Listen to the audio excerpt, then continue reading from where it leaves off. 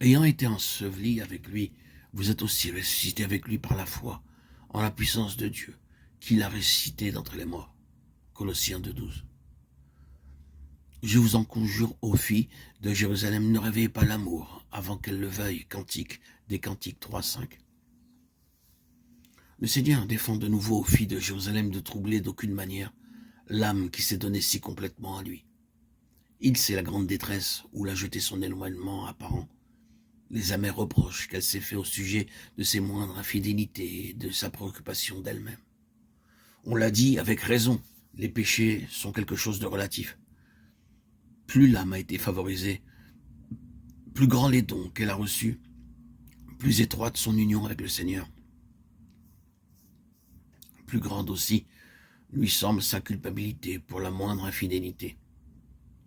Même pour des choses qui, à d'autres, semblent insignifiantes, indifférentes. L'acte qui, chez l'indifférent, semble insignifiant, paraît un crime pour le serviteur fidèle. D'autres peuvent se contenter d'être gardés de tout péché visible, grossier, mais l'âme qui recherche une communion ininterrompue avec Dieu ne peut excuser la moindre désobéissance ou la moindre ignorance de ce qu'il veut. Le Seigneur est miséricordieux et il sait tout cela. Aussi, il lui accorde un temps de repos, car, dit-il, l'esprit tomberait en défaillance devant ma face. Ésaïe 57,16. Il sait aussi que l'âme a besoin d'être puissamment fortifiée par l'esprit avant de pouvoir aller au-delà.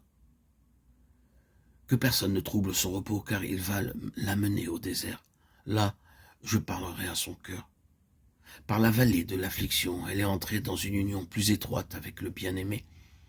Je serai ton fiancé. Par la fidélité, et tu reconnaîtras l'Éternel. Là, elle apprendra à le nommer Ishi au lieu de Baal, maître. Et elle chantera comme au temps de sa jeunesse. Osée de 17, 18, 19, 20, 21. Oh, que les enfants de Dieu permettent au Seigneur de prendre soin lui-même des siens. Lui qui les a rachetés à un si grand prix s'occupe de chacun avec amour, le guidant en tenant compte de son caractère particulier. Ils sont en sûreté entre les mains percées. Lui ne saurait se tromper ni se décourager. Il ne brise pas le roseau froissé. Il n'éteint pas le lumignon qui brûle encore. Ésaïe 42,3. Jusqu'à ce qu'il ait changé le jugement en victoire.